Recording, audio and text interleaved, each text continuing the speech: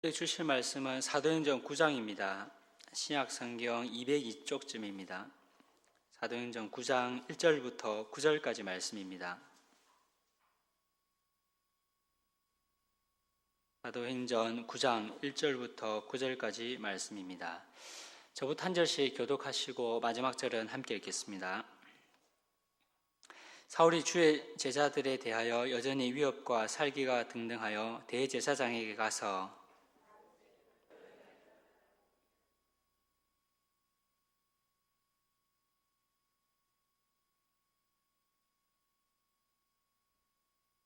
사울이 길을 가다가 다메섹에 가까이 이르더니 호련히 하늘로부터 빛이 그를 둘러 비추는지라.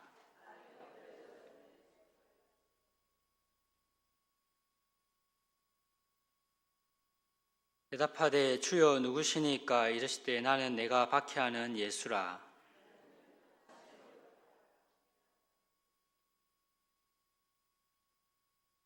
같이 가던 사람들은 소리만 듣고 아무도 보지 못하여 말을 못하고 서 있더라.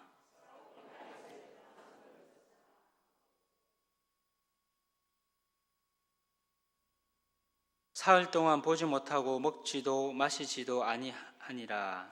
아멘. 예루살렘에 있는 그 교회에 큰 박해가 일어나자 그 사도 외에 다 유대와 사마리아로 흩어졌습니다. 지난주에 살펴본 것처럼 이때 그 빌립이 사마리아로 갔습니다. 사마리아로 가는 빌립은 그 성의 백성들에게 하나님의 나라와 주 예수 그리스도의 이름을 전파했습니다. 그 결과 그곳의 남녀가 그리스도를 믿고 세례를 받았습니다. 하지만 그들은 즉시 성령을 받지 못했습니다. 예루살렘에 있던 베드로와 요한이 사마리아로 가서 그들에게 안수하자 그 비로소 성령께서 그들에게 내렸습니다. 그렇게 세워진 사마리아 교회는 우리가 지난주 살펴봤던 것처럼 그 역사적으로만 보면 그 예루살렘 교회와 함께할 수 없었습니다. 그래서 신약 교회와 분리되어서 그 독자적으로 발전할 위험이 있었습니다. 하지만 그 예외적이었던 그 성령 강림 사건을 통해서 그 사마리아 교회가 신약 교회에 그 접합되었음이 그렇게 확정이 되었습니다. 이처럼 하나님께서는 예루살렘 교회에 일어난 그 박해를 통해서 오히려 그 상황을 바꾸셔서 사도행전 1장 8절에서 예수님께서 말씀하신 오직 성령이 너희에게 임하시면 너희가 권능을 받고 예루살렘과 온 유대와 사마리아 땅끝까지 이르러 내 증인이 되리라 라고 하신 이 말씀을 그 성령께서 이루어 가십니다. 그렇게 복음이 예루살렘과 온 유대와 사마리아까지 전파됨으로 말미암아서 그 주님의 교회가 확장되어 갔습니다. 이제 복음은 그 땅끝까지 전파되어야 합니다. 이를 위하여 오늘 본문에서는 이방인에게 복음을 선포할 그 한 사람을 하나님께서 세우십니다. 바로 그 사울이라 불리는 바울입니다. 오늘 본문에서 바울은 예수 믿는 자들을 예루살렘으로 송환하기 위해서 그 다메섹으로 가다가 부활하신 그 예수님을 만납니다. 바울이 그 회심한 것에 대해서 본문이 말씀을 합니다. 그런데 바울의 이 회심 이야기가 우리에게 주는 그 메시지는 그 단지 그 회심의 모범을 보여주는 것은 아닙니다. 회심은 반드시 그 바울처럼 극적인 그 체험이 있어야 한다. 회심은 바로 이런 것이다라는 것을 말씀하는 것이 아닙니다. 어떤 사람은 회심 시 바울처럼 극적인 체험을 경험하기도 합니다. 반면 어떤 사람은 그런 극적인 체험은 없지만 삶의 방향과 그 추구하는 바가 전환되는 것으로 회심이 나타나기도 합니다. 그러므로 특별한 체험의 유무에 따라서 우리가 이것이 회심이 아니다라고 그렇게 말할 수가 없습니다. 그러면 바울의 이 회심 사건을 통해서 오늘 본문이 말씀하시려고 하는 그 메시지가 무엇이겠습니까? 이에 대해서 오늘 그 두 가지를 살펴보려고 합니다. 먼저 첫 번째로 살펴볼 것은 말씀이 이미 그 활동하는 곳에 그 복음이 먼저 전해졌다라는 사실입니다. 바울은 로마서 11장 13절에서 그 자신의 정체성을 이방인의 사도로 그렇게 이해를 합니다. 이렇게 말씀을 합니다. 내가 이방인이 너희에게 말하노라. 내가 이방인의 사도인 만큼 내 직분을 영광스럽게 여기노니. 하나님께서는 바울을 예수 그리스도의 이름을 이방인들에게 전하도록 그렇게 부르셨습니다. 그런데 이를 위하여 부르신 그 바울은 우리가 잘 아는 것처럼 유대인 중에 유대인이었습니다. 그는 베냐민 지파 출신이었고 가말리엘이라는 율법학자의 문화생이었습니다. 가말리엘은 율법 유대 최고의 사법 종교 재판 기관이었던 그 산헤드린 공회의 회원이기도 했습니다. 바울은 이와 같은 가말리엘 문화에서 그 조상들이 전해준 그 율법에 대해서 엄격한 교육을 받았습니다. 그런데 바울이 지금 가지고 있는 이 조건은 이방인의 사도로서 꼭 필요한 조건인 것처럼은 보이지 않습니다. 그러면 하나님께서 이와 같은 배경과 그 조건을 가진 바울을 부르셔서 하고자 하시는 일이 무엇이겠습니까? 물론 이방인들에게 복음을 전하는 것, 그것 분명히 맞고 그게 가장 중요한 일인 것은 분명합니다. 하지만 단지 바울을 부르셔서 바울의 사역을 보면 이방인들에게만 복음을 전한 것은 아니었습니다. 사도행전 9장 15절을 보시면 주께서 바울에 대해서 내 이름을 이방인과 이스라엘 임금들과 이스라엘 자손에게 전하기 위하여 택한 나의 그릇이다라고 말씀을 하십니다. 그리고 사도행전 9장 20절을 보시면 바울이 하나님의 부르심을 받은 이후에 다메섹에 있는 회당에 가서 예수가 하나님의 아들이심을 가장 먼저 전파했습니다.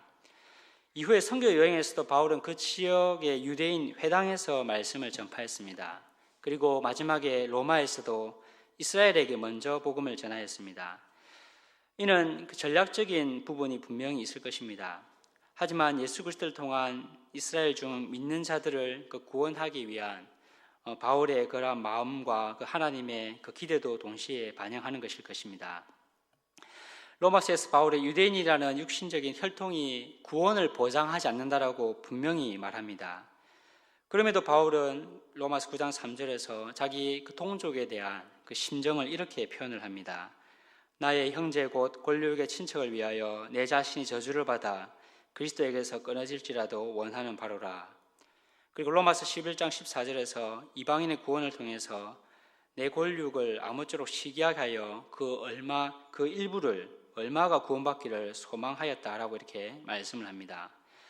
비록 그들이 메시아를 못 박아 죽였지만 하나님께서는 부활하신 그리스도 안에서 그들 중 일부를 구원하시기를 원하셨습니다. 하나님께서 이스라엘 백성들과 맺으신 그 언약이 완전히 실패한 것은 아니었습니다. 오히려 하나님께서는 그리스도 안에서 그 언약을 성취하시기를 원하셨습니다. 이를 위하여 바울은 말씀이 이미 활동하고 있던 그 회당을 중심으로 예수가 하나님의 아들이심을 전파했습니다. 하나님께서는 말씀이 이미 활동하고 있는 그곳에서부터 예수 그리스도의 이름을 중심으로 새롭게 하시는 사역을 시작하시는 것입니다. 그러므로 우리가 이 말씀을 기억하면서 우리가 지금 그 기성교회가 세상으로부터 지탄을 받고 있지만 동시에 기억해야 할 것은 더 이상 기성교회에 아무런 소망이 없다라고 우리가 생각해서는 안 될 것입니다. 물론 그럼에도 분명한 것은 하나님께서는 그 일을 예수 그리스도를 그 중심으로 하신다라는 것은 분명합니다. 그리스도의 가르침과 그 본을 중심으로 하나님께서는 교회를 새롭게 해가실 것입니다. 우리가 막연한 그 낙관에 빠져서도 안 되는 것입니다. 교회를 새롭게 하려는 의지가 그리스도의 가르침에 중심을 두고 있을 때에만 교회의 그 개혁은 가능할 것입니다. 교회의 개혁을 이야기할 때 그리스도의 가르침과 본이 중심이 되지 않는 개혁은 그 하나님께서 새롭게 하시려고 하는 그런 개혁이 아닙니다. 우리는 교회를 사랑하는 마음으로 교회의 이런저런 부분이 개선되기를 원하고 이야기를 합니다. 그때 우리가 꼭 기억해야 할 것은 그 생각들이 정말 그리스도 예수 안에서 그리스도의 가르침과 그 본에 부합하는 것인가 하는 것입니다. 그렇지 않고 단지 세상이 요구하니까 우리가 그렇게 해야 한다고 하는 것은 하나님께서 이미 말씀이 활동하고 있는 기존 교회들을 개혁해 나가고자 하시는 방식이 절대 아닙니다. 교회는 그리스도의 장성한 분량에 이르기까지 날마다 새롭게 돼야 합니다. 그러나 이 일은 분명히 그리스도의 가르침을 따라서 이루어져야 합니다. 우리가 그리스도 예수 안에서 그리스도의 가르침을 따라서 교회를 세우려고 할 때 하나님께서는 그 교회들을 다시 한 번 더 새롭게 하실 것입니다.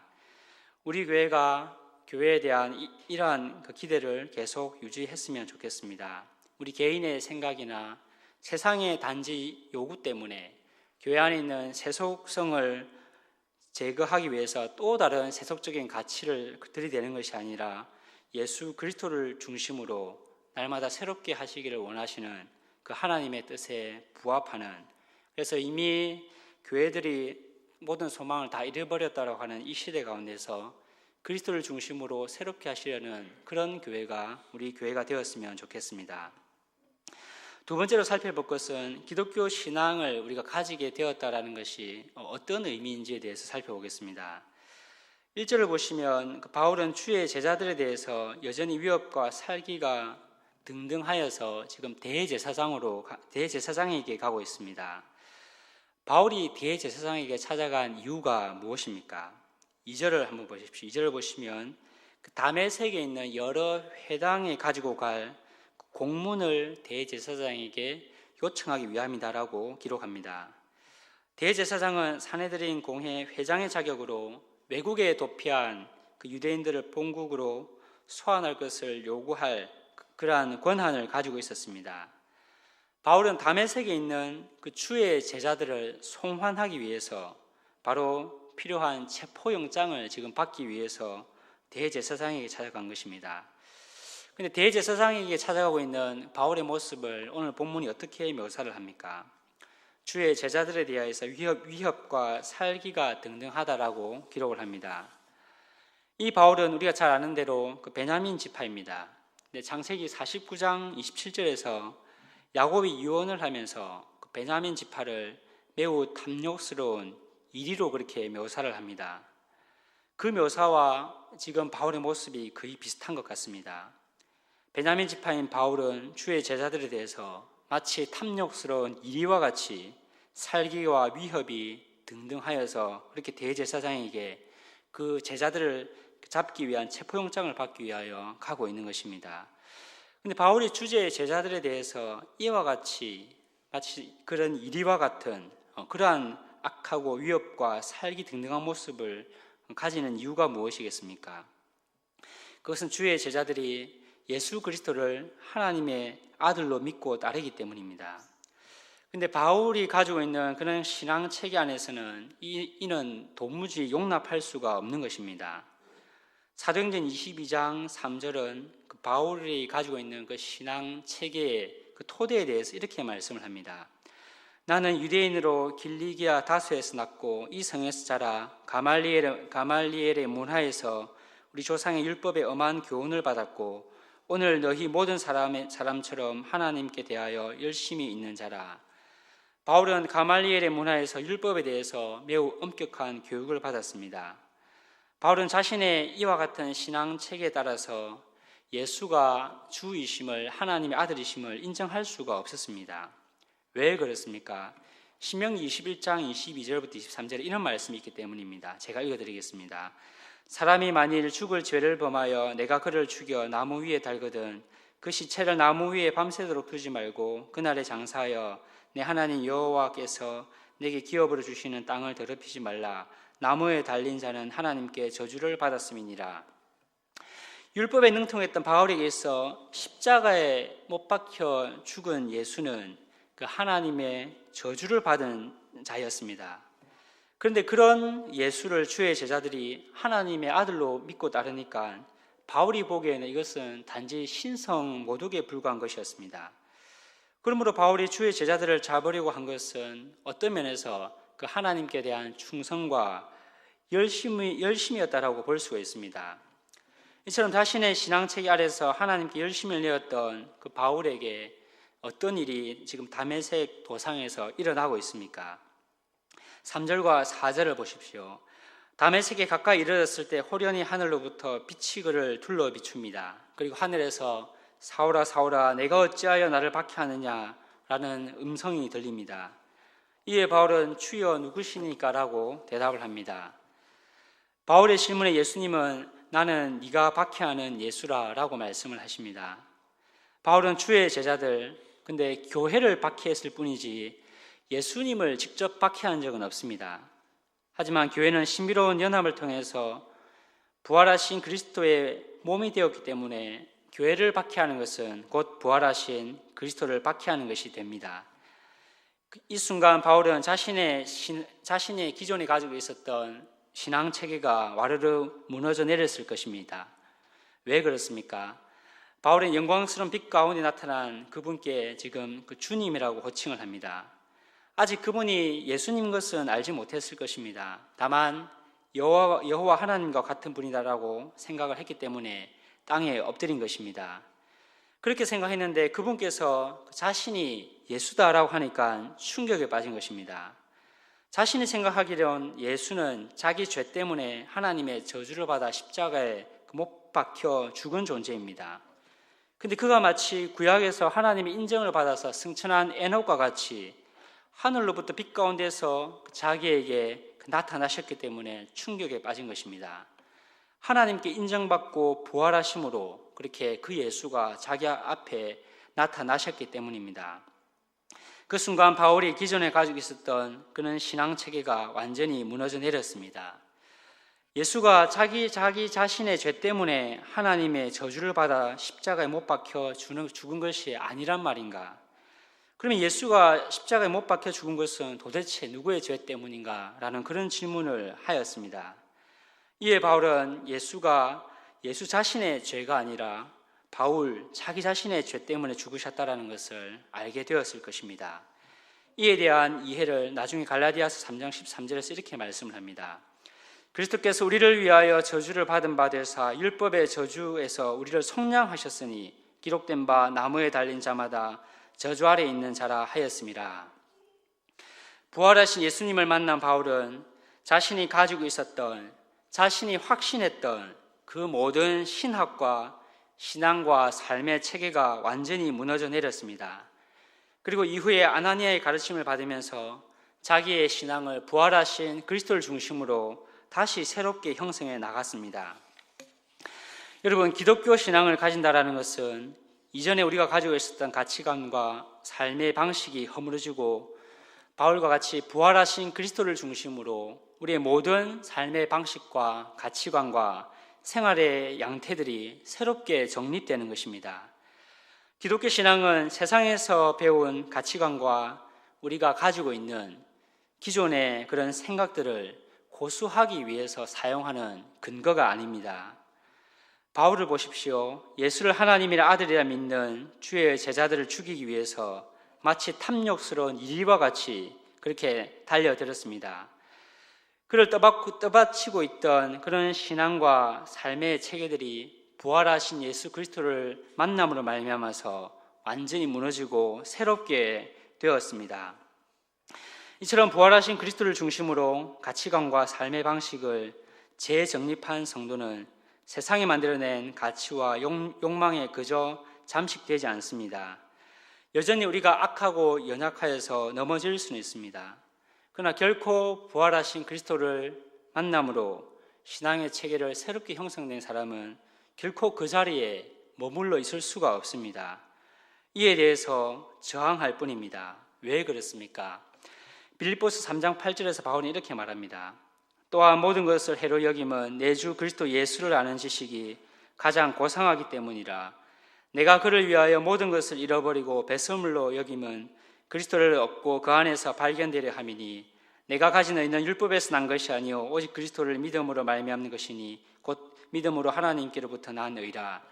여기서 바울은 세상의 모든 학문이 다 필요 없다라고 말하는 것이 아닙니다.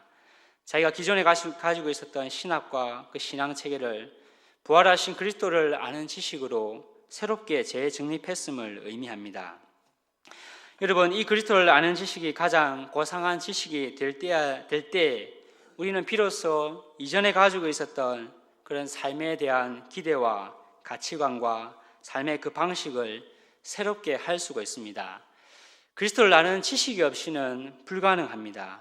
우리가 한번 해보려고 한다지만 이 지식이 우리에게 그 무엇보다도 가장 고상한 지식이 되지 않으면 우리는 결국 실패하고 말 것입니다. 하지만 부활하신 그리스도를 아는 이 지식이 그 무엇보다도 가장 고상한 지식이 될 때 우리가 기존에 가지고 있었던 그 모든 생각들, 가치들, 그 판단들, 바울이 그렇게 자기가 누리고 있었던 기득권을 포기했던 것처럼 포기함으로 말미암아서 새롭게 세워질 수가 있는 것입니다. 이제 말씀을 맺겠습니다. 부활하신 그리스도를 중심으로 가치관과 삶의 체계를 재형성하는 것은 이전에 우리가 누리고 있었던 그 마땅한 권리와 이익들을 포기하는 것입니다. 바울은 이전에 누리고 있었던 그 수많은 종교적인 기득권과 그 권리를 포기했습니다. 하지만 전혀 문제가 되지 않았습니다. 왜냐하면 그리스도를 아는 지식은 바울이 가진 그리스도 아는 지식에 비하면 그 모든 것은 배설물과 같았기 때문입니다. 이 세상은 계층별로, 성별로, 다양한 위치에서 학교에서 교사와 학생, 가정에서 남편과 아내, 그 모든 관계 가운데서 자신의 그 권리만을 주장을 합니다. 교회 안에서도 마찬가지지 않습니까? 자기의 이익과 그 권리를 추구하기 위해서 우리는 그 갈등을 일으킵니다. 부활하신 그리스도를 중심으로 삶의 체계를 재형성한다는 것은 이와 같이 그 마땅한 권리를 포기하고 오히려 그리스도께서 그렇게 하셨던 것처럼 우리에게 주어진 그 책임과 의무를 다하는 것입니다.